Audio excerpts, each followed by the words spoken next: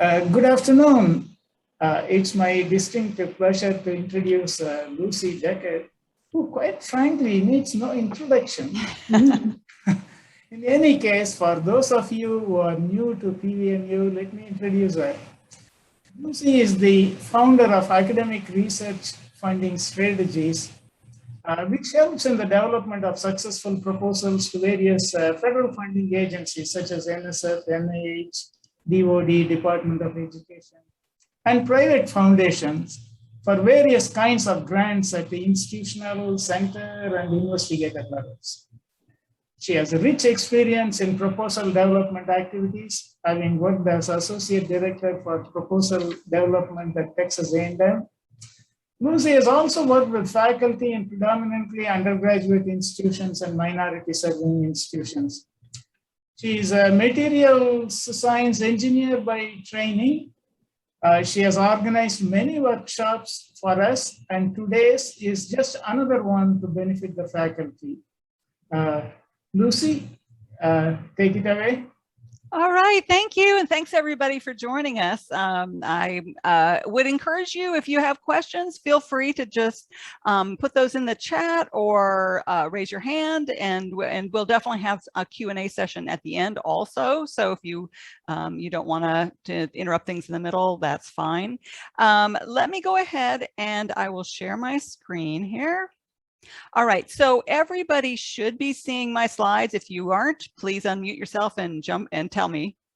Okay, all right. So what we're going to talk about today is pursuing funding in the social sciences at NSF. There's a lot of kind of nuances you need to be aware of as a social scientist, and so that's part of what I'm going to talk about today.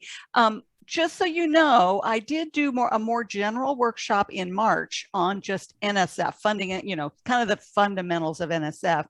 So I'm not going to go into sort of the generalities of it. So if you feel like you need more information, you might want to go back. That recording is available. You can talk to your research office and they can give you a link to that. All right, so let's talk a little bit about this social sciences. Okay, first of all, that should not be Jump Drive. That should be this link right here. If you download, if you go to this link, which actually, let me go ahead and put this in the chat. So you can click on this and that'll take you to a Dropbox, and you can download these slides, and you can also download this an article with more information on, kind of more kind of nitty-gritty information, particularly on collaboration with computer science and social science. So you might be interested in that. All right, so as I said, some of these links are not very helpful if they're just on the screen. So go to this link when you get a chance, and you can download the slides. Download them to your computer. You can view them on Dropbox, but that's not going to help you. Download them to your computer, then open them in PowerPoint and put them in the presentation mode. Then you can click on the links and they will work. All right, just a little about us. We're Academic Research Funding Strategies. As Chris already said, this is the link to our website if you want to know more about us. The most important thing here is my email address. So if you do have any questions that you wish you had asked, or you were a little confused later and you want to follow up, feel free to send me an email with your questions. I'm happy to answer your questions. All right, so what are we going to talk about in the next hour? I'm going to go really quickly on the basics, but in terms of, like, as a social scientist, what do you need to know about NSF? Okay, then I'm going to talk about the types of funding opportunities that might be relevant to you as a social scientist, and kind of helping you to look both for fundamental disciplinary research in, kind of right in your field, but then also interdisciplinary research. There's a lot more available in terms of, kind of bigger projects where they really need a social scientist, or collaborations where there's a lot of opportunity for advancement of, various fields that have a social science component. So depending on your research agenda, that may work for you or it may not, but just want you to be aware of those opportunities. I'll talk a little bit about how you can leverage your status as an HBCU. There are funding opportunities that are particularly for HBCU faculty, and also ways that you can, even that they're not, there's some funding opportunities that are not necessarily for HBCU faculty, but being at an HBCU gives you a leg up. And so we'll talk about how to take advantage of that. Okay, and then we'll talk a little bit about understanding what is NSF looking for pretty quickly, kind of standard, but in the context of social science. All right, so let's talk really quickly about the basics of NSF. Okay, what does NSF fund? They fund research in social, behavioral, and economic science. So that's why you're probably interested, right? But they do fund a lot of other things: physical, life and natural science, computer science, engineering, STEM education and learning. Okay, so I will focus in on this part of NSF, the social, behavioral, and economic science, because that might be your natural home. But for some of you, you might fit better in STEM education. And definitely there may be opportunities for some of you that where there are collaborations with computer science or with engineering or with life science and so forth. So you don't want to get too focused just on one little part of NSF. You want to be aware that there may be other opportunities depending on your research area. Okay, another big thing you do need to be aware of, though, is that NSF does not fund research in human disease and treatment. Okay, there is some ambiguity there, but mainly the thing to keep in mind is if this should be funded by NIH, NSF usually doesn't want to touch it because NIH has a much bigger budget. So they kind of feel like, hey, why are you coming to us if this looks like an NIH project? So you want to keep in mind, that in mind, okay? And then the other big thing they don't fund is humanities research, okay? Except there are a few limited exceptions when it's related to STEM, like history of science kind of stuff, but in general, they don't fund humanities. Why am I telling you that?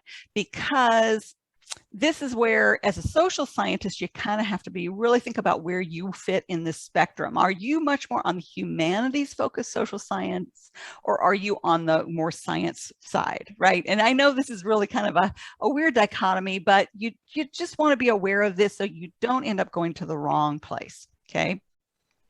So what you want to do is think about what methods you're using, and that will really tell you whether what you're doing would fit NSF or maybe you need to go to a different funding agency. Okay, as a social scientist, do you use interpretive analysis?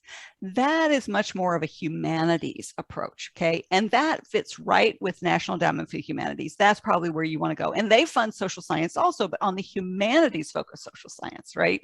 So if you're using interpretive analysis, historical analysis, that kind of thing, then you probably don't fit NSF. You probably want to go to NEH and other humanities funders, okay?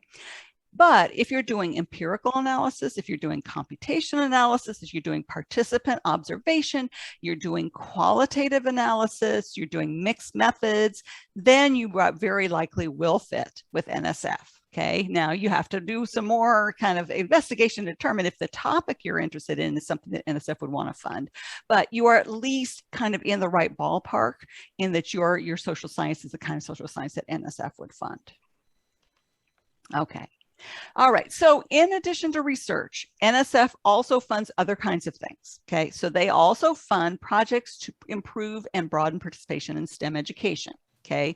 So remember that, so many of you may be interested in education and education research, but just remember for NSF, they're talking about STEM education. You got to think about how is this relevant to STEM, not just education more broadly, except in it when you're talking about really fundamental, like cognitive research, that kind of thing, right? So, but these projects may or may not have a research component. They may be much more of an intervention, changing the way you teach your, freshman psychology course or something like that, or they could be much more on the research side where you're really looking into new methods and new ways to teach a course, okay? They fund grants for instrumentation development, okay? So if you need an expensive instrument, okay?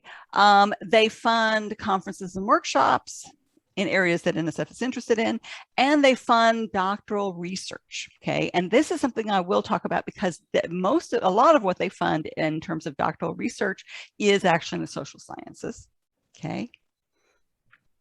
And they fund some international experiences, so taking students to other countries for research. Obviously, that may not be relevant right now, but hopefully soon we'll be back to doing that. They fund graduate student fellowships, okay? And they fund postdoctoral fellowships in certain areas, okay?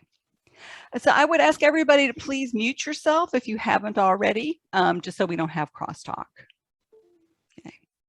All right, so let's talk about how NSF is structured.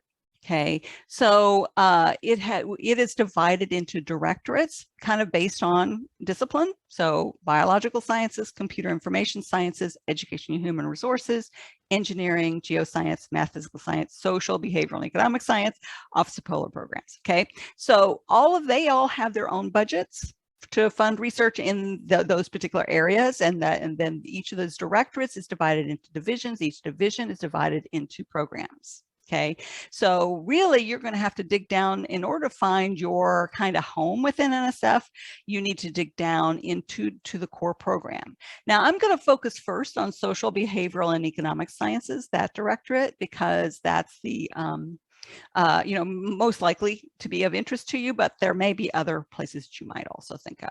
Okay, so you can go, this is just a helpful link to get to kind of a nice list of all the divisions and directorates within NSF.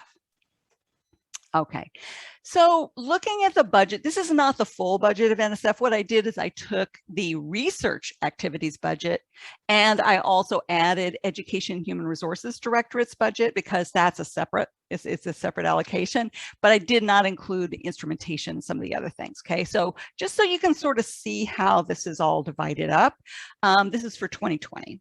Okay, so you can see, here's a little on the side, you can see what these all stand for. So of this pie, you can see social, behavioral, economic sciences has, a relatively, it's $280 million, which is not nothing, right? But it is a, kind of a relatively modest, portion of the pie. Okay. Now, that means, there is a, kind of a certain amount of gatekeeping that you see in social, behavioral, and economic sciences. There tends, and it depends on your particular program and your discipline and the topic, but there a lot of times will be kind of a, there's a tendency to think, well, a lot of social science projects don't really require lots and lots of money. So if you come in with a big request, $1 million, even $500,000 for a project, they will want to know, why is this justified? Whereas if you went to biology, $1 million is nothing in biological sciences research. So there are going to be some differences here, right? In terms of what they feel is a reasonable amount to ask, what kinds of things they fund. Okay. Now notice here though, education and human resources is a much bigger piece of the pie. Okay. That's $1,089 million, right? So that, that means that there is also opportunity here. Now, this includes not just research, but those kind of projects that are more maybe programmatic, developing a new, a new course, developing a new way to teach your freshman psychology, as I mentioned before. So it's not just research, but still there are a lot of opportunities there if you happen to be doing research that is relevant to EHR. So, and then, as I mentioned earlier, there's a lot of opportunities for collaboration, which we'll talk about later. Okay. All right. So when you're thinking about, types of programs or places you can go, there are disciplinary programs and in social and behavioral and economic sciences, which I mentioned, and I'm going to go into this more detail. So for example, law and science, sociology, decision, risk, and management science. Okay. So that is really all about you. A lot of times there's single PI kinds of projects. And then there are what they call solicitations with cross-cutting programs. So for example, the secure and trustworthy cyberspace, civic and innovation challenges. So these are, secure and trustworthy cyberspace is much more collaboration between maybe social science and computer science. The civic innovation challenge, you're probably going to be collaborating with engineers. So again, this is, well, you can just decide which one fits what you want to do. You may have different projects that fit different kinds of opportunities. Okay. So let's focus first on those core programs. So the core programs are all about the, kind of pure discipline in social science. Okay. So this is usually going to be your funding home, right? If you're a sociologist, the sociology program is very likely where you're going to first want to go. If you're a linguist, going to the linguistics program is probably where you want to go. And that is going to be your home. Okay, that is it. In these core programs will oversee funding for a specific scientific territory. Okay, so they have a pot of money and they can fund different things, but generally a big thing they're doing is they're funding things in a particular scientific area. Okay, So for example, in this example, I use the Division of Atmospheric and Geospace Sciences, and then within that, they have an atmospheric chemistry program. Well, you might also be saying that, within social science, the Division of Social and Economic Sciences, you have the economics program, right? So they're just really kind of overseeing this area, and they have a number of kinds of grants that they will fund out of that, but most of them are really kind of open. They're investigator initiated. Basically, they don't tell you what you need to propose or what the topic's going to be. They are leaving it up to the community. It's a bottom-up process. So you come to them. I'm an economist. I have this particular idea. I want to do this. And then they will say, oh, yeah, that sounds good, or that doesn't sound good, right? But they're not going to say, we want to fund economics projects that do A, B, C, right? So that this is, a lot of times it's called a regular NSF proposal, a core proposal, like sometimes they'll call it disciplinary proposal. They'll call it investigator-initiated proposals. So these are all proposals that you would submit to your core program. And we'll talk about how to figure out what core program it is, okay? So if you're looking at kind of organization, looking at the Social, Behavior, and Economic Sciences Directorate, okay, it's divided into Behavioral and Cognitive Sciences Division, okay, and then the Social and Economic Sciences Division, and then these other two are not, these are a little different here. This is actually kind of more of a service group that generates statistics, and this one is sort of multidisciplinary, allows some crossing over between these two divisions, right? Okay, so if you're looking Social and Economic Sciences Division, you see these are the core programs. They've got Science and Technology Studies, Security and Preparedness. What you'll notice, okay, Accountable Institutions of Behavior. They used to have a political science program. Congress was very hostile to it. The certain people in Congress were, and so they've divided it up and renamed it. So there's political science in several of these, okay?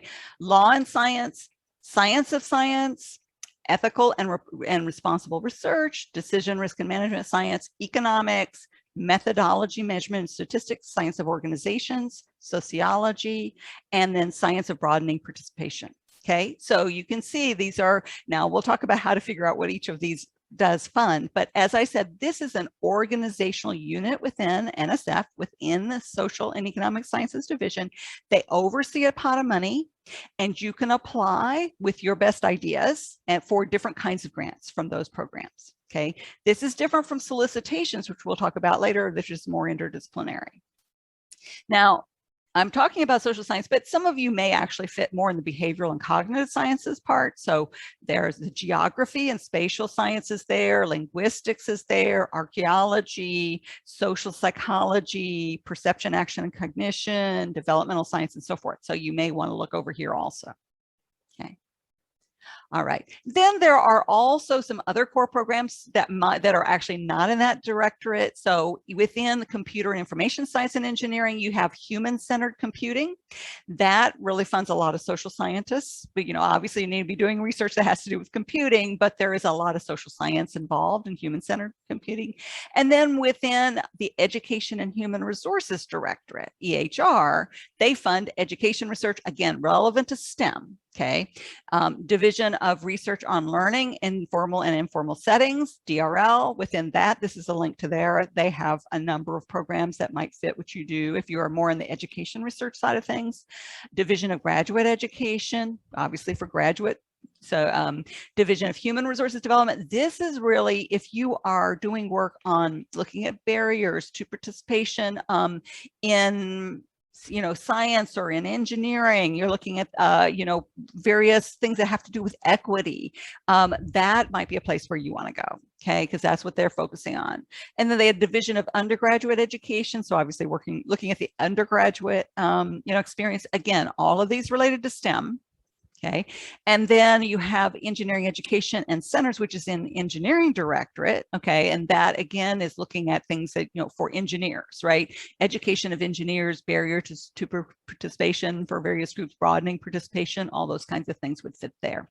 So obviously, depending on your research area, you may or may not fit. Some of these are definitely not going to fit.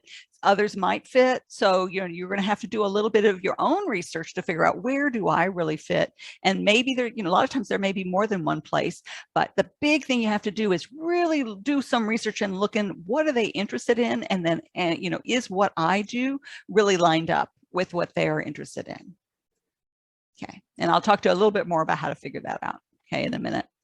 All right, so these are kind of, again, these are the organizational units. They oversee pots of money. But now, what are the funding opportunities, the funding mechanisms by which you can apply for that money? Okay, so as I mentioned before, there are basically sort of these investigator-initiated core proposals, okay, to sociology, toward risk decision management, that kind of thing, right? So in those cases, it's up to you what you want to apply, what you want, what topic it is, exactly what you're proposing, but it doesn't need to fit in that general territory that they're interested in. They are a lot of these kind of core proposals, can be either there's no deadline. Sometimes there's a deadline once a year, twice a year. It depends on the program. And again, I'll show you how to figure that out. But that's sort of typical of these kinds of funding opportunities. They don't give you very much, kind of guidance into like how many pages is the project description, what needs to be in it, all that kind of stuff. The reason is it all goes to the default, which is in the proposal application and the PVAMU, which is the proposal I can't ever remember what it's something guide. I can't remember what it all stands for, but this is NSF's kind of fundamental default instructions for writing a proposal. So the only time you would deviate from this is if you're looking at a particular call for proposal solicitation that says something different. But most of the time for these investigator-initiated proposals, they just say, hey, we're interested in proposals, your best ideas. Do once a year, twice a year, or whenever you want to put it in. That's all they're telling you, right? And so you have to go to the PVAMU to find out all the information about the details. All right, so this is an example of a website. So this is for the sociology program. Okay, so they're redoing their websites. This is the beta example. It's I'm not right so far. I'm not very excited about this redo, but we got to live with it. All right. So what they're doing here is they're saying this is a sociology program. This is a core program, right? And they give out these investigator-initiated grants, right? And then they describe here what they fund. Okay, they fund basic research on all forms of human social organizations, societies, institutions, groups, and demography, and processes of individual institutional change. They encourage theoretically focused empirical investigation, right? So it's pretty broad, right? So that, again, that you're going to have to do a little more detail in order to, kind of figure out, is this a good fit or not? Okay, these are the program officers. So I'll talk a little bit more about talking to program officers. This is where you get that information. Program contacts: Joseph Whitmire, Melanie Hughes. Okay, so those are the people you're going to want to talk to. And then there's more information, and I'll show you that in a minute. Okay. All right, so that's one kind. It's just the regular proposal that you put into your core program. Now, also to your core program, you can put in a different kind of proposal if you have a high risk, high payoff idea and you need more preliminary data. Okay, so sometimes what happens is you have this great idea, and yet, either if you write the proposal or you talk to people about it and they go, boy, yeah, that's a great idea, but we need some evidence, that this is either your hypothesis is correct or that you can even do this. Like, can you really follow these study participants, or can you really do this analysis or whatever? And so that usually will be in the form of preliminary data that you would put in your proposal. But you got this problem, right? In order to get funding, you got to have preliminary data. In order to get preliminary data, you got to have funding. Okay, so how do you deal with that? You can apply for a special grant, okay, that basically helps you to get that preliminary data. And that's called an EAGR, an early concept grant for exploratory research. Okay, now this is a different mechanism. It still goes to your core program. Okay, so if you were in your sociology, it would go to sociology. And the thing is, what you have to do here is talk to the program officer, and they need to okay your idea. Usually they will ask you for a 1-page or 2-page or something describing it. If they like your idea, you might talk to them really briefly and they say, oh yeah, that sounds interesting. So write me up a 1 or 2-pager. They like that, they'll say, okay, and they will email you. You have to have evidence that through an email, yes, please, submit an EAGR. Okay, and Then if when you submit your eager, which is shorter than a regular NSF proposal, than your investigator initiated proposal, then it gets reviewed only internally. So only the program officer and the people within NSF will review it. The reason for that is they're trying to enable more interesting, maybe more high risk research, and usually funding researchers, peer researchers who review proposals tend to be very conservative. So this is a way to get around that. Okay, so that's why the gatekeeping at first, they don't want to have a ton of these, but this can be a really great opportunity. But remember, all this is supposed to help you get that preliminary data, so then you can go on and put in a regular proposal. Okay, this can be really helpful too if you are talking to a program officer, they seem really interested in your research, and it's kind of getting towards the end of the budget year. So the federal budget year it begins in October, ends the end of September. A lot of times as you're getting into June, May, June, maybe the program officer has a little money left. A lot of times they want to get rid of that money by the end of the fiscal year because they lose it at the end of the fiscal year. And so a lot of times they will give out eagers as one way, and they tend to like to give those out, a lot of them, to, more early career researchers or, topics that they find very exciting. But, and different program officers are different about how much they like to give out eagers. But this is something, again, talking to your program officer, you may want to think about, particularly if you're in this situation where you really need to get some preliminary data. Okay. Thing is, as you're writing this and as you're talking to your program officer, you're going to have to make the argument for where is this going, right? So, okay, this is, if I get this funding to, to do this preliminary data, what is that going to lead to in terms of your next step? Right? Because usually this is not a way to just get around peer review. This is a way to get that preliminary data that then you can do that. Okay, so somebody asked, I apologize if I missed it, are the eager grants offered in all these subcategories you mentioned previously, or are they restricted to certain disciplines? They are offered from all the core programs. The difference is, though, different program officer, it's up to the discretion of the program officer. So I think it's almost personality sometimes. Some program officers give them out more, some give them out less, and I'll show you how, if you're looking at your program, to determine how many eagers they're giving out, because we're going to be looking at that. But that's an NSF-wide mechanism. Okay, another one, and this may come up for some of you, in social, I think this is pretty common in social science, in that if you were doing time-sensitive research. So let's say you do research that's related to anthropogenic disasters or natural disasters or something that, elections, things like that, where the data is, there and then it's gone. Then, you may not have time to put in a proposal and wait 6 months for the reviewers to review it, and then they come back and then they give you the funding and all this sort of stuff. So to deal with that, they also have this mechanism. It's called the RAPID. Okay, so this is, again, and one that you put it into your core program, that program officer that we were talking about that you've identified from your home program, and they will internally review it and turn it around pretty fast. Okay, again, you have to have a permission from the program officer. Yes, this is appropriate for RAPID, and then you can put it in there. But that's also something that you may want to be aware of. So again, there is same pot of money, your program, your home program, but a different kind of mechanism. All right. There's also the NSF career. Okay, so that is, again, you apply to your home program, but this is a different type of grant mechanism. This is for early career faculty. Okay, and it's due in July every year. The new due date is not out yet, but it's always due toward the end of July. So the next solicitation will be coming out, I'm sure, in a few more months. Okay, and then there's more information here. Okay, so in order to be eligible for the career, you have to be untenured on the proposal due date. So July, the date you're proposing. You have to be on tenure track. Okay, you have to have the title of assistant professor. Okay, and you have 3 tries to get it. So if you haven't applied more than 2 times before, then you can apply. Okay, as long as you're eligible. Okay, but it is a single PI kind of grant.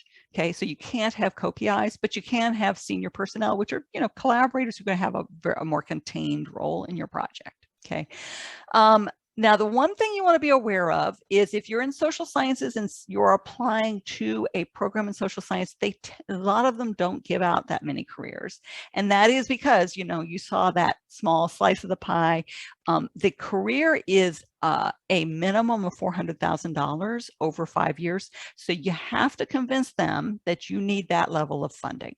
Okay, so just depends on the kind of research you do, whether you really need that level of funding. Some social science really doesn't require that much funding, some does, right? So that's something you have to look at. And just remember, if a program officer in social science is giving out a $400,000 grant, that's a pretty big chunk of money for their program. So that's why they tend to be a little bit more conservative with careers. So I would say before you put a lot of work into it, do your research and see how many careers that particular program is giving out each year. All right. Okay, so those were again, the funding that comes out of your core program. Okay, there are also solicitations, and solicitations are funding opportunities that are announced.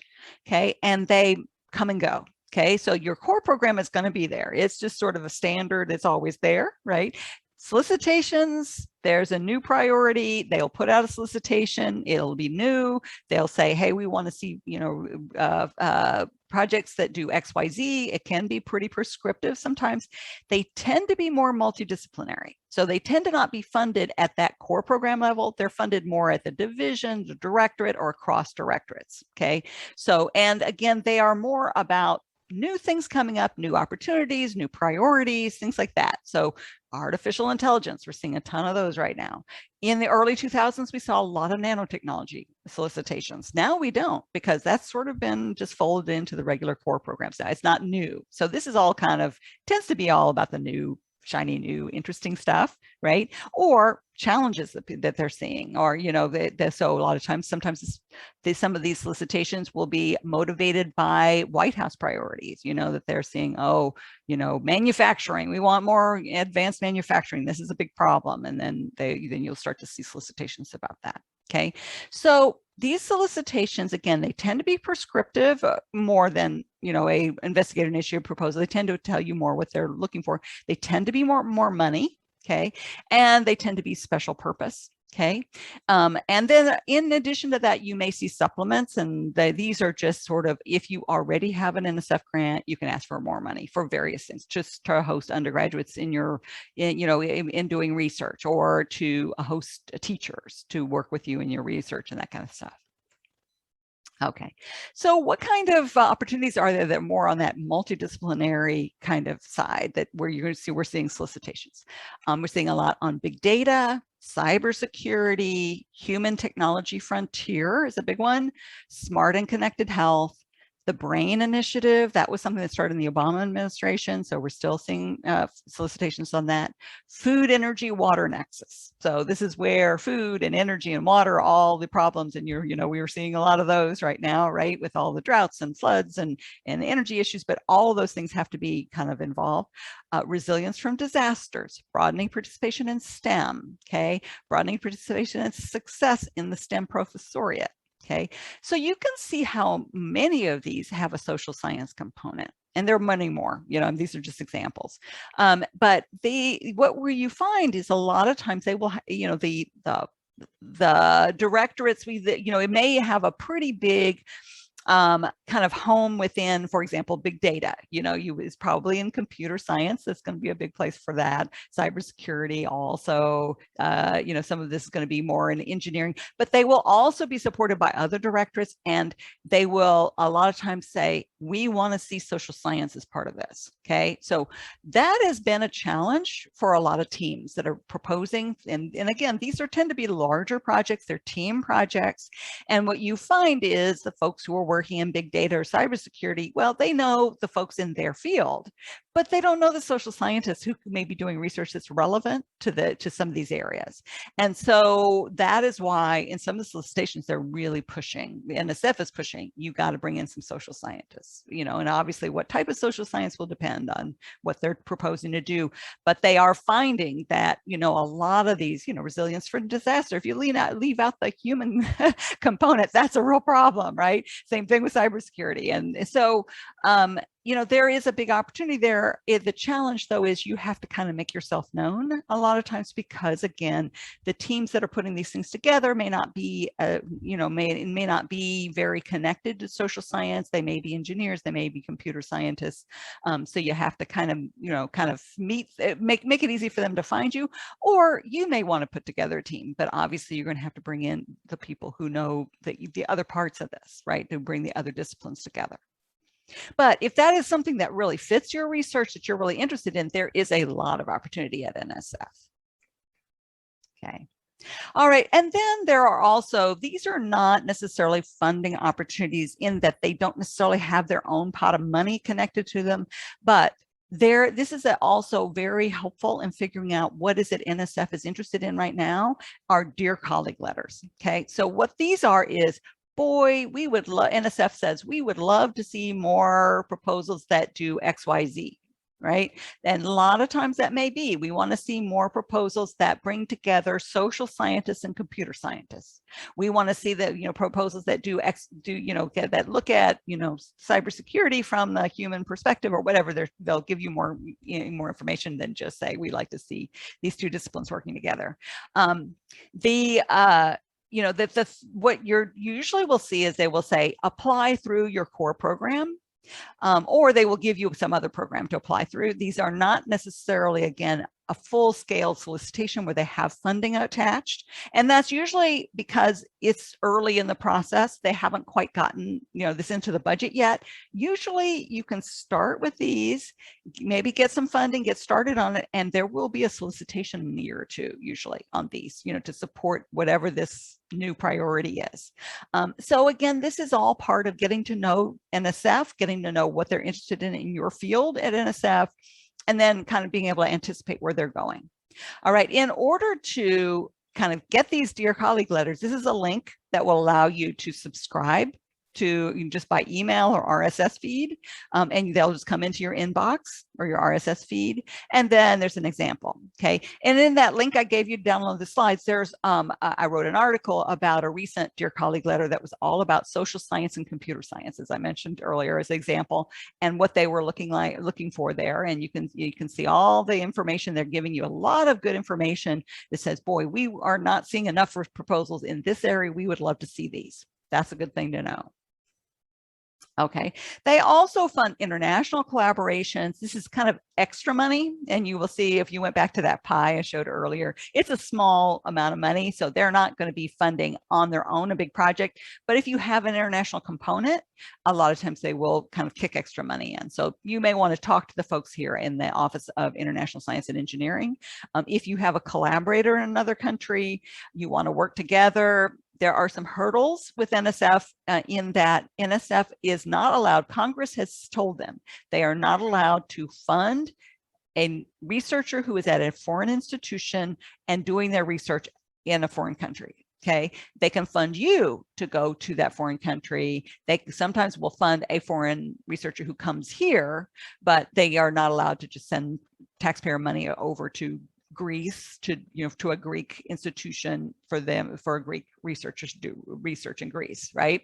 So, but let's say they are, you have a collaborator in Greece and you really want to work with them. Well, there is a way that they can apply to their own version of NSF. You can apply to your NSF and for a project, and then it can be co-funded. So they have people who are basically assigned by country to help you with this. And so this is a link that takes you to how to deal with those coordinated submissions if that happens to fit your situation. Okay. Now, in addition, so going through all the different kinds of funding grant, types of mechanisms. Okay. There is funding specifically for HBCU faculty. So everything we talked about before, it can be really great that you're at an HBCU. You can use that to your advantage, talking about broadening participation, how it's going to help you build a research enterprise in your department, all that kind of stuff. That's something NSF really values. But there are also grants that are specifically for HBCU faculty. So that you want to add that, you don't want to just focus on that, but you can add that to your kind of menu of possible funding opportunities. Okay, so the HBCU Excellence in Research Grant, okay, is basically, again, it goes to your core program, your disciplinary program, but it is specifically only for faculty at HBCUs. Okay, so that is something, and there's a link here to that solicitation, kind of tells you more. HBCU Up has research initiation awards. Okay, so this is for somebody, if you're very early, you haven't gotten a grant before, you may be eligible for this. The only thing is there are only 2 applications per year per institution. So every year Prairie View can only put in 2. I assume you guys probably have an internal process to determine who can apply. Feel free to jump in here. Those of you in the research office, is there a particular time or that you do that? You have an internal competition for that? Yes, we do announce such opportunities well in advance. We collect short 4-page pre-proposals. We send those out for reviews. Typically, each such pre-proposal is reviewed by 3 to 5 faculty members. We rank and then make recommendations from the ad hoc committee to VPRI, and final selections are made, and all the reviews are shared with the applicants. Okay, so we give them enough time so that they can prepare from pre-proposal to full proposal. Great. Great. So yeah, so you want to make sure that you're aware of when those deadlines are, so you can get in on that, internal competition. If you're thinking about we have posted the information on our website too, all the limited submission opportunities, internal deadlines as well as sponsor deadlines. So. Wonderful. Okay, great. Great. So, but don't let that, discourage you, because definitely, that may be another thing, particularly if you're just getting started. Okay.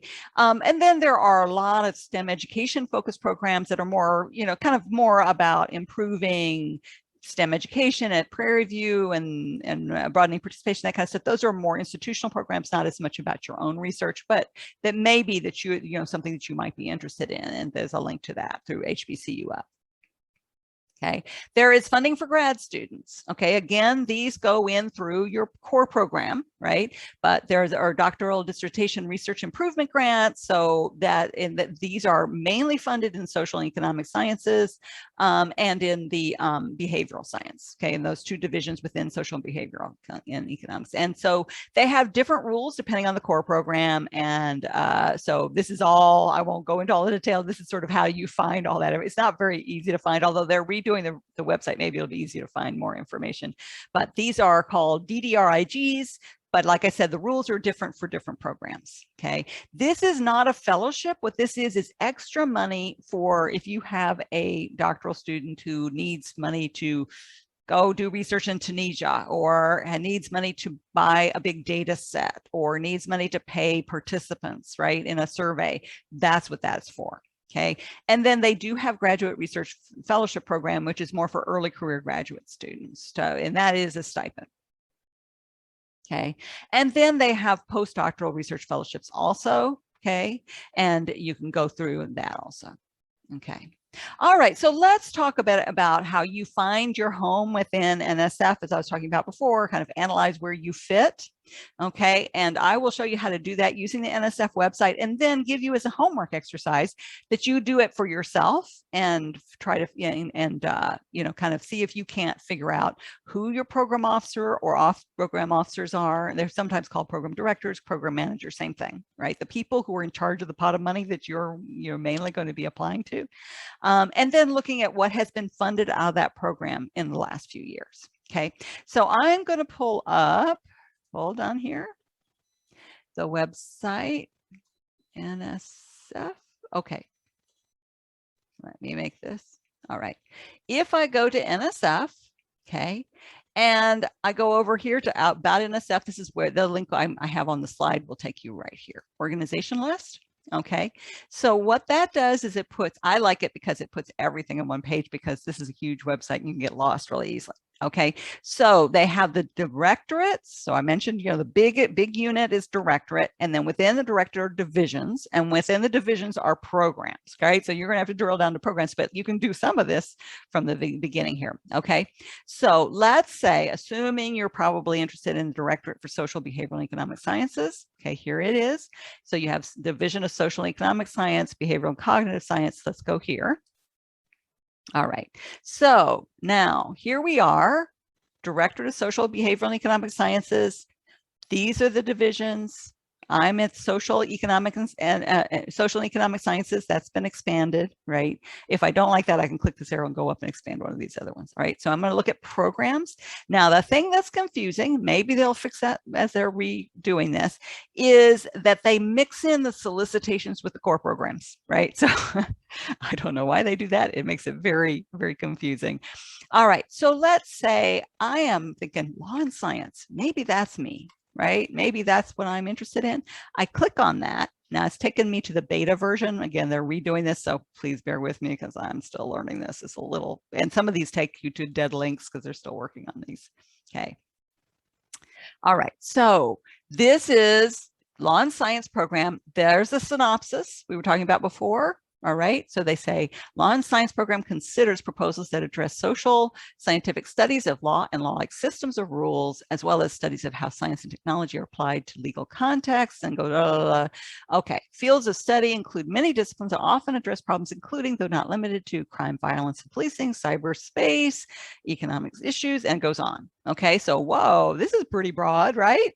Well, okay, this is what they're saying. Where do they put their money, right? It's helpful to kind of go down and look at browse projects funded by this program. Okay, this is what they're saying, but every program officer, they have their own biases, what they like, and what each program will have kind of decide, these are the things we really like. These are the kind of projects we really like, right? So you can a lot of times learn a lot by saying, what have they actually funded? Okay, so I clicked on that, browse funded projects from this program. So this is any project that has been funded with some money out of this pot of money that is controlled by law and science, right? Okay, this is hard to read. So what I'm going to do is I'm going to the second gray bar right here in the middle. It says table. Okay, I'm going to click on that. Now this is much easier to read. Okay, now what I'm going to do, I don't really want to see what was funded in 2015, 2019. I really want to see most recent. So I'm going to sort on start date. Okay, if I click it now, it goes to oldest. Now I'm going to click it again. Now the newest is first. Okay, so now I can start to look and see what have they funded. Now you'll find sometimes there are some really big projects that may have to do with, like data, they have big surveys, they might fund that kind of thing. And then they have things that maybe are more like what a single PI would do, right? So a meta-analysis of influences of social control. That's interesting. Testing the value of rapport building to enhance adolescent disclosures in online and in-person interviews. And then I can just go through and just kind of look through the things. Now you can see here, this one was funded both by law and science and sociology, right? So sometimes you will see they will co-fund if they feel like, okay, this is kind of going across, different programs. If you are applying, you're thinking about applying to more than one program, you can do that. What you want to do is talk to your main program officer and say, hey, I think this might also be a sociology program, kind of be of interest. Should I apply to both? Sometimes you don't apply to both, but they still fund them. Okay, now you can see this one. All right, this one is a huge, big old thing that by the National Academy of Science. So you can see that's probably not something that's relevant to you as a faculty member. That's more of a big organizational thing. The effects of COVID-19 on intimate partner homicide incidents and risk. Okay, let me look at that. Maybe this is something, maybe I do intimate partner violence work. Okay, so I'm going to look at that. I clicked on it. Okay, that takes me to the more information, who the program manager is. Okay, I can see the who the PI is. I can see their email address. I can see then read their abstract. If it's an older program and where they've generated publications, they will list the publications that have come out of it.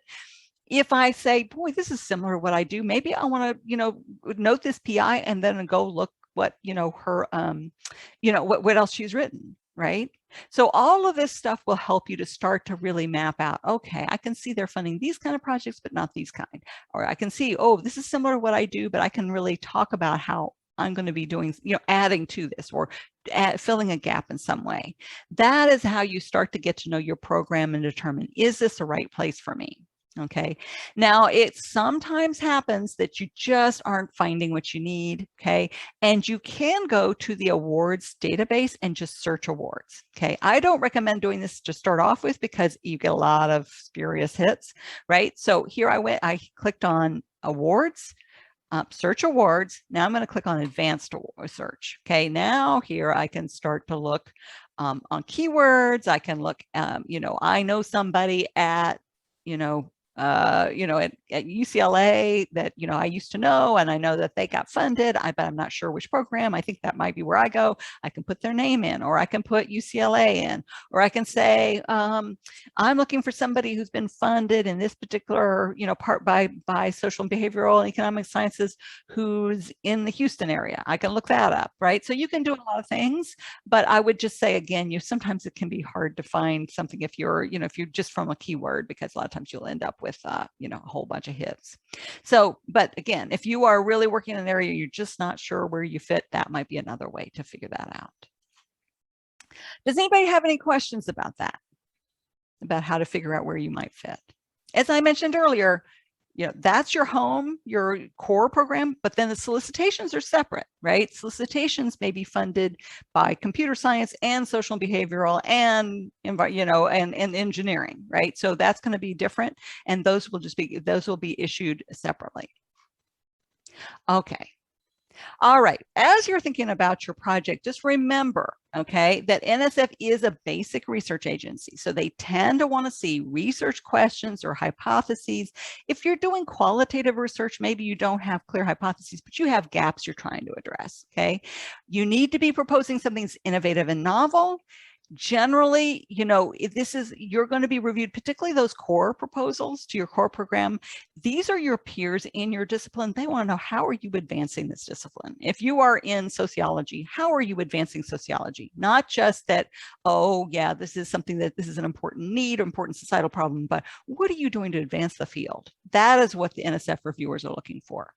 And typically in social science, they tend to want some sort of theoretical framework.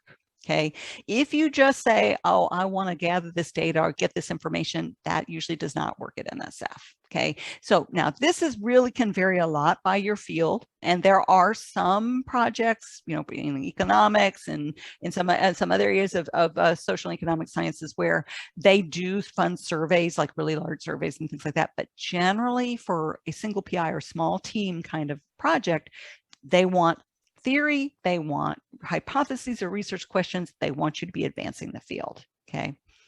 So what does that mean? That means you want to be careful about proposing to, for example, you have an intervention in mind, you want to implement it and assess it. Does this work? Doesn't usually work with NSF, right?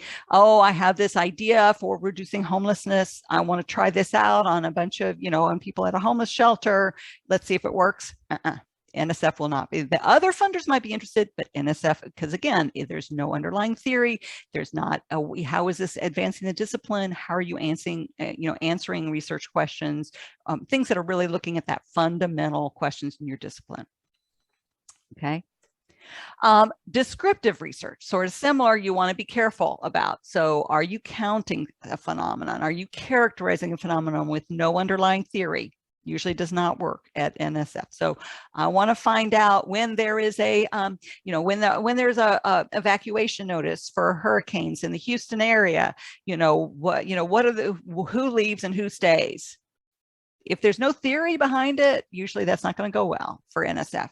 Now, if you have a theory that's fundamental based on risk perception or demographic, things, then you can a lot of times get people interested. But again, there tends to be a real focus on theory. Okay. Things that you don't want to hear from an NSF reviewer are, this research is descriptive. Okay. That means you're just describing a phenomenon without really looking at why it's happening. Does not work at NSF. This research is incremental. That means, oh, well, you're adding a little bit of information, but doesn't move the field forward. not there, that usually they won't like that. This research is too applied. Again, this has to do with that lack of theory. Okay, again, lacks theoretical framework. This research is not significant. Why should we care? This is, and I think sometimes kind of unfairly, a lot of times in social science, the bar is higher in terms of how does this have practical significance? So, you know, on one hand, I was talking about, you can't just say, oh, here's a societal problem, I want to look at it, right? That's not going to push the field forward, but you don't want to be so esoteric that it's not clear how this is going to make a difference in the real world. Okay, so you're going to have to tie those two things together, and that is something that, you know, NSF in social sciences, they have really undergone a lot of scrutiny from Congress, and so they tend to be, you know, sensitive to this. So you just want to be careful that you do tie. Okay, I'm learning these things about how, you know, about risk perception and different demographic groups or whatever based on this theory, but then tie it to this would, you know, this could be used in how we message, you know, when we want people to evacuate because of a hurricane, right? So you're going to have to make those connections. Okay, these are all kind of the kiss of death at NSF.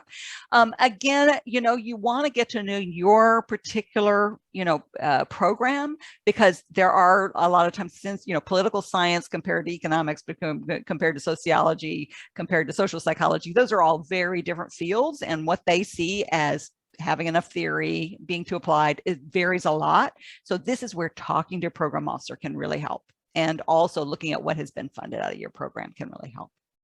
Okay. So in general, do your homework when you're talking to a program officer, okay, before you talk to them. If it's a solicitation, they will tell you, you know, you'll see who the program officers are, right? And, or if it's your core program, right? So be sure you read all the documentations available, so you don't ask them silly questions, right? That are information is available online. Then prepare a description of the project you have in mind in a few paragraphs, send it to them by email and say, this is what I'm thinking. I'm thinking about, you know, proposing X to your program. This is what, you know, kind of a general description of what I'm planning, right? Can I talk to you on the phone about it? And then usually try to get a phone conversation or Zoom, whatever, you know, whatever you want to use, but a way that you're not going back and forth by email. And usually those are the best kinds of conversations. Now, for, you know, within social and behavioral and economic sciences, the program officers do have their quirks. So generally, program officers are supposed to talk to PIs at NSF. That is part of their job. There are some of program officers, particularly maybe the ones who've been there a long time, who are very ornery. And so if you get one of those, just, you know, they are just overwhelmed, and they may say, I don't want to talk to you, send me a white paper, right? So 1 or 2 pages describing your idea.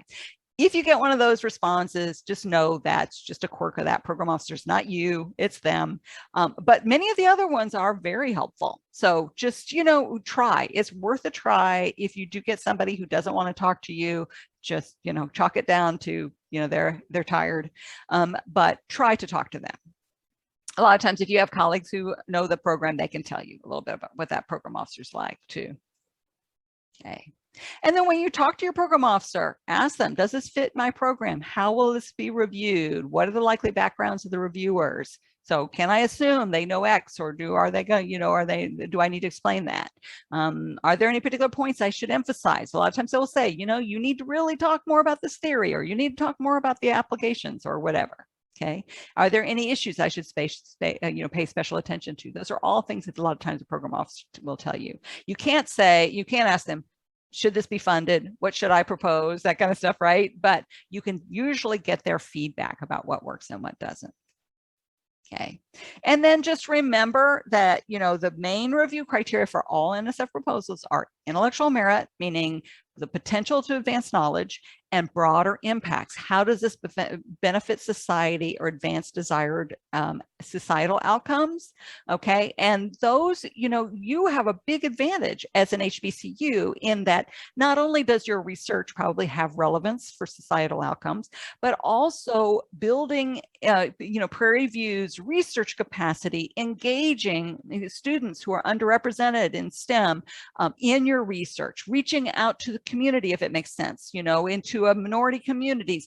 All those things really enhance your broader impacts. Okay, so remember that there are, you know, you can't just say, I'm an HBCU, fund me, right? But you can talk about how you're going to leverage the fact that you have this huge enrollment of African-American students and other minority students in science and social science. That's something most of your competitors won't have, right? Unless you're applying just to those HBCU programs, right? So you want to leverage that and do something with it, not just say, hey, this is what I've got, but this is how many students I'm going to engage, and this is how they're going to benefit, and this is what they're going to learn, or this is how I'm going to take my, you know, our status and reach out into the community. So those are all things that you have a big advantage, so you want to use that. And then if you are replying to a solicitation, then they may have additional, you know, requirements based on whatever the solicitation is trying to do. All right, so there is a bunch more information here that really is also repeated in that other NSF in the NSF workshop that I did in March. I won't go through it. It's all kind of the same for all of NSF. But if you want to look at it later, this is just the nitty gritty of writing an NSF proposal, how it's reviewed and everything. So I won't go through that. So, but you can look at that later if you need to. So we have time for questions. If anybody would like to ask any questions about that your particular situation, or anything that, you know, you have any specific questions you might have.